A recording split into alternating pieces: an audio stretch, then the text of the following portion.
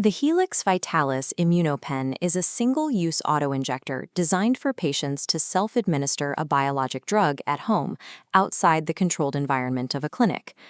During a late-stage summative validation study, a trial participant presses the device to their leg, hears it activate, but then pulls the pen away before the injection sequence is fully complete.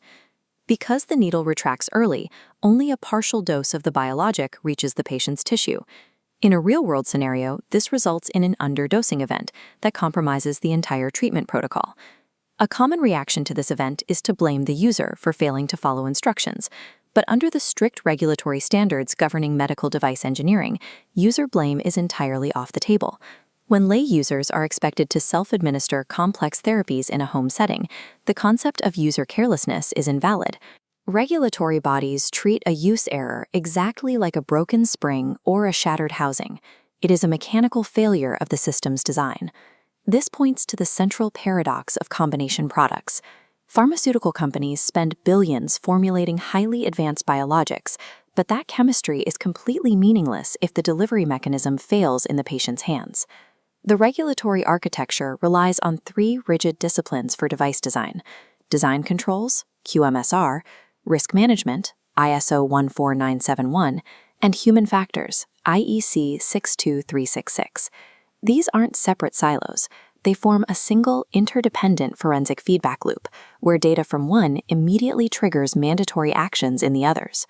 By taking the immunopen's early release failure and working backward through this architecture, we can see exactly how engineers decode the problem. We can trace how this interlocking system forces development teams to convert ambiguous, real-world human behavior into rigid, verifiable mathematical inputs. The structural backbone of the device constituent relies on design controls. This discipline mandates that every vague user need must be translated into a strict, measurable design input before any physical engineering begins. For the immunopen, a general patient need to receive the right amount of medicine comfortably translates into strict design inputs: a delivered dose specification of 1.0 milliliter plus or minus 5%, and a maximum required activation force of 15 newtons. On the left, verification uses benchtop testing to confirm device outputs match mathematical inputs. Did we build the device right? But verification has limits. Devices can pass bench tests yet fail in the real world. That requires validation, testing the product with representative lay users. Where verification asks if the device was built right, validation asks the much harder question: did we build the right device for the user? The immunopen passed its verification on the bench, but the early release error means it failed its validation in the human hand. That failure forces the engineering team straight into the second ring of the architecture: risk management. ISO 14971 is the international standard that dictates exactly how medical device risks are calculated, evaluated, and managed across a product's entire lifecycle. The standard defines risk through a specific formula. Risk is the combination of the probability of a hazard occurring multiplied by the severity of the resulting harm. This matrix shows how engineers map failures. Probability is on the y-axis, severity on the x-axis, graduating to deep red as factors increase. Plotting the immunopen's highly probable use error and severe partial dose lands the nodes squarely in the red zone. That red zone represents unacceptable risk.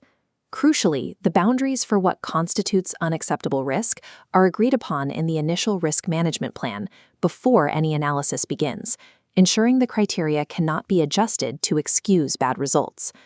Once a risk lands in that unacceptable zone, regulatory law dictates the team's next move. The risk cannot be ignored, and it cannot be simply accepted. It must be actively controlled. Quantifying the failure on a matrix is only the diagnosis. Because the system legally mandates a cure, engineers have to navigate the standard's strict hierarchy of risk control. When faced with a use error, many development teams share a common instinctual reflex. They try to mitigate the problem by adding a bold warning to the instructions for use, telling the patient not to make the mistake again. But this graphic illustrates the ISO 14971 risk control hierarchy, which strictly orders mitigations into 3 tiers. The base is inherent safety by design. Above that are protective measures. At the very top is information for safety, which includes the instructions for use. Information for safety sits at the top as the weakest control. When a team attempts to support a critical safety requirement using only a written warning, the structure collapses. The fundamental rule of device risk management is absolute. Design out always beats warning about. The standard requires engineers to attempt mitigations at the foundational tier, inherent safety by design, before they are permitted to fall back on protective measures or labeling. Because an IFU warning is wholly insufficient to mitigate a critical task failure like our early release, the engineering team has to utilize human factors analysis to design the problem out of existence. That analysis happens under IEC 62366, the Usability Engineering Standard. This framework dissects the specific interaction between the physical user interface and human psychology.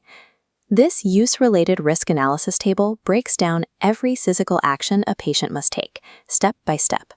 Isolating the immunopen's failure point, the use task, hold for full time, meets the use error, early release, resulting in a partial dose, a critical failure.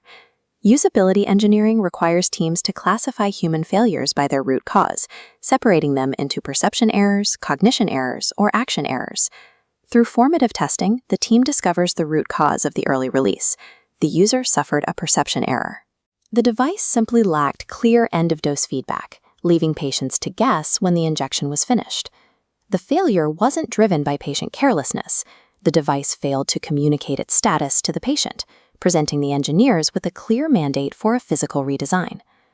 To solve the perception error, the engineering team introduces a new internal spring mechanism. It delivers a loud, tactile click and triggers a visual color change in the device window the exact moment the full dose completes. This new mechanism is not treated as a casual improvement. It becomes a formal, mandatory design input under the QMSR system. Adding that input forces a repetition of the entire engineering cycle. The acoustic loudness and spring force are objectively verified on the bench, and the redesigned device is subjected to an entirely new summative human factors validation study. The final proof of this architecture lives inside the design history file as a traceability matrix. We trace a continuous line from the initial user hazard to the physical risk control through the bench verification directly to the final summative result showing 0 early releases. This unbroken chain of evidence proves to regulatory reviewers that a known human vulnerability was identified, quantified, and structurally engineered out of the final product. While mechanical features like springs and clicks are highly visible, this exact same architectural rigor applies to invisible interactions, governed by standards like ISO 10993 for biocompatibility and extractables and leachables testing.